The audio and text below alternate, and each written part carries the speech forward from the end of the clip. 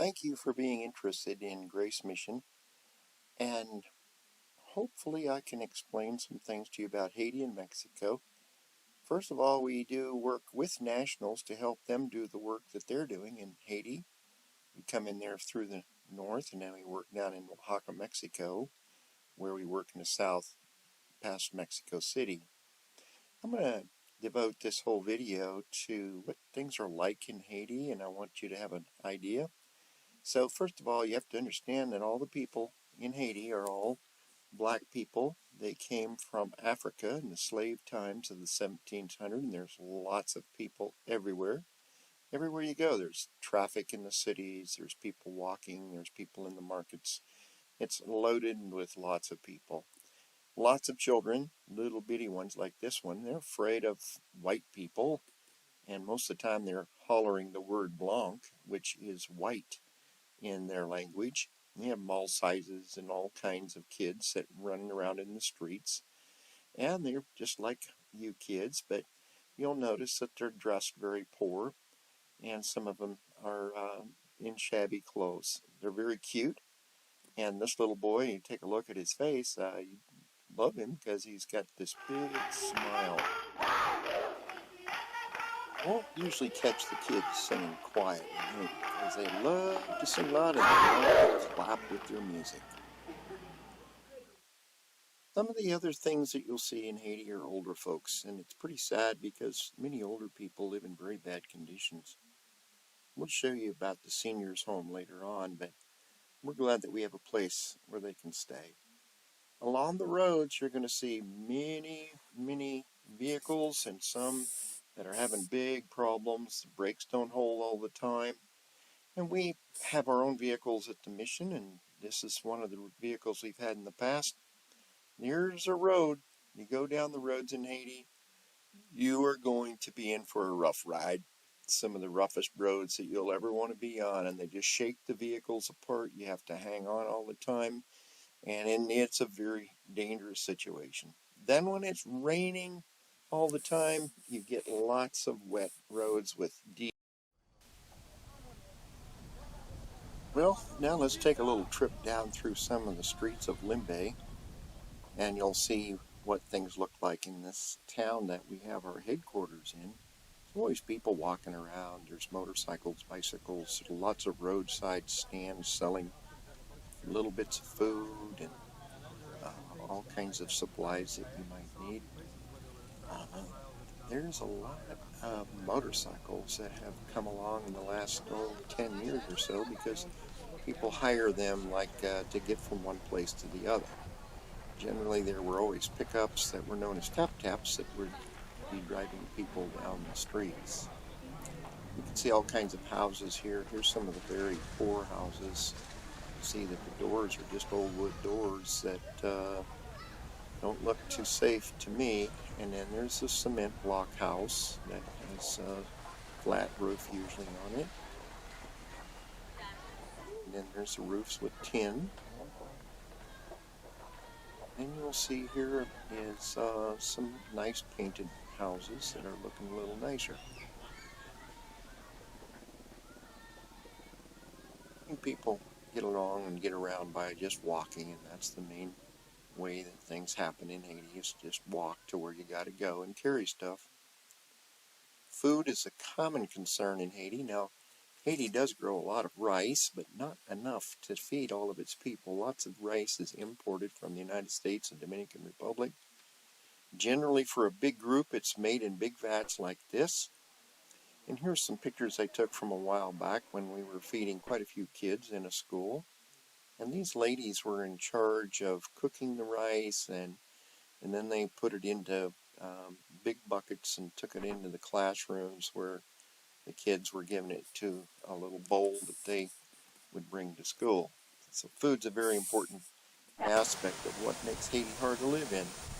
Over the years, we've sent corn from Nebraska, and here's one of the first times that we ever bagged and sent corn in a container. And it was a cold day in Henderson here when we did this. These are the farmers that donated some corn and helped us to bag it. We just used wire ties at the time. Since then we've got a sewing machine. But this was the first time. I think the guys really enjoyed doing it. We always had a good time together, working together. Had our own ingenious ways of doing it on these small tailgates in the trucks that maybe you have in some of your trucks at South Dakota, I'm sure. And then we stacked them on a pallet, and they were ready then to put in a semi-truck and haul down to Florida, where they were put on a boat, on a container, on a boat. You can see the corn in our office warehouse here in Henderson. This is one side of our property, and these guys worked really hard that day in getting all this corn together. So when it gets to Florida, it goes down there in a semi-truck, and then it gets changed over into a container, put on a boat, and then it gets shipped down to Haiti. Now, what we do with the corn in Haiti is we have a grinder. Actually, from one of our friends here, a pig farmer who had a grinder.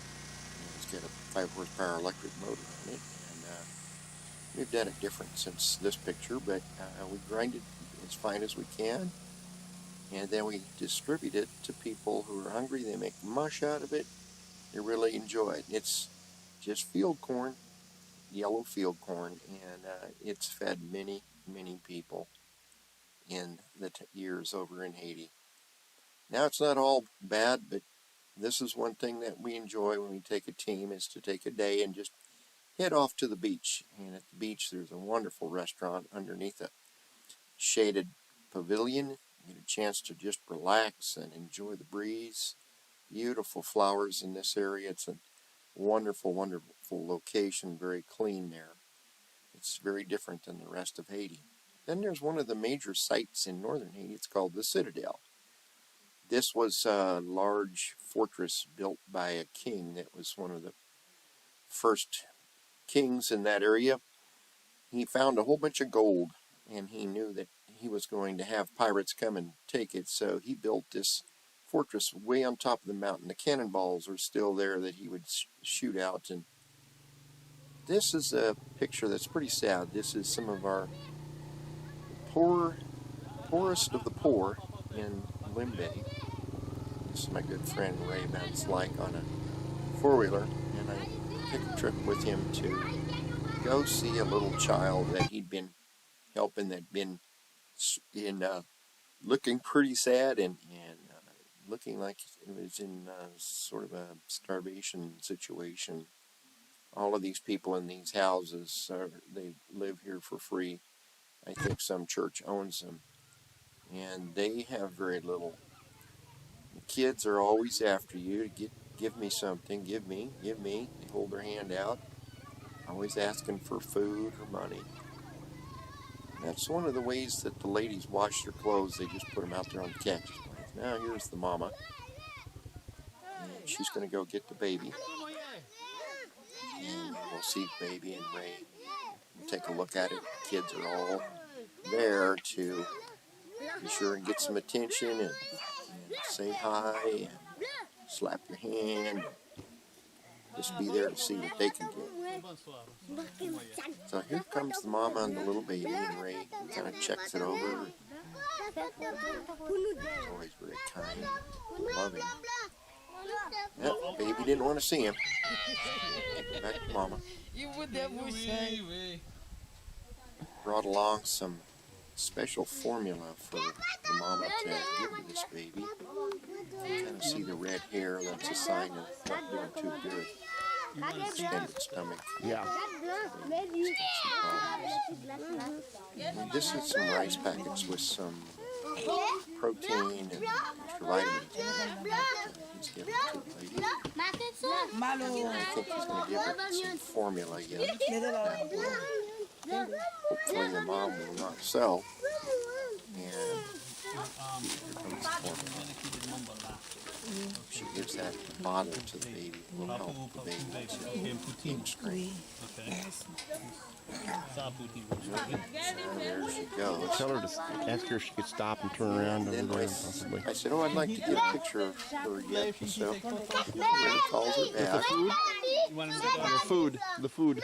Wants to hold the food up here. Comes food, and we'll get a picture. We don't need to do this, but we did. Let's see. She's posing for us in this picture. Okay. Her little baby, and there's some of the neighbors. Neighbor kids. Everybody was happy to see us. Get that. Shake it on the other side. Ray. Oh, what was that? Shake it on the other side. Now, there's a lady. She had a problem with the tubes, it looks like to me. Oh, it's not this lady, it's the next one. Several people stopped us along the way here as we head out of this area. Yeah, here she comes. Ray's gonna stop. She's pointing to her tooth problem. She's shooting at little kids and she want to have it interrupted.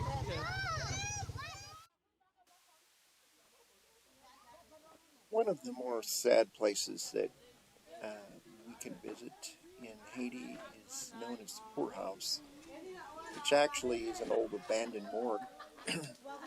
And quite a few years ago when Ray was there, Ray and Bonnie, they would come every late afternoon and bring some food and some juice. And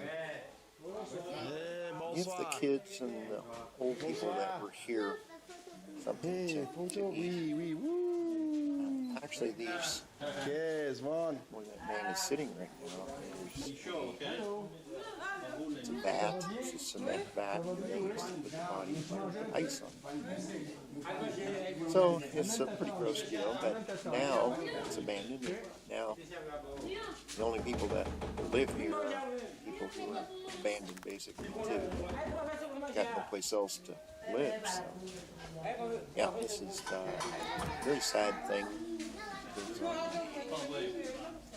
So Ray and Bonnie do this every day and have a ministry with these people as well. Try to share the gospel with them.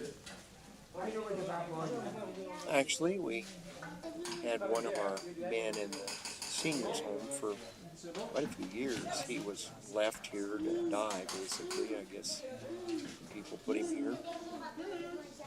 And he survived. We brought him into the seniors home and fed him and cared for him. And he was quite the individual. A little bit cantankerous of an old man, but he lived for quite a few years, and he did accept Christ as his Savior before he died. So that's one of the blessings that there is in doing this. It's very hard work, but there's many blessings. And so here's a little guy that, that's all he's got is just this little fella. He's got something in his shirt. You can't see it here too much, but he's got it holding it inside of his shirt so that he can. I like being in those pictures, don't they?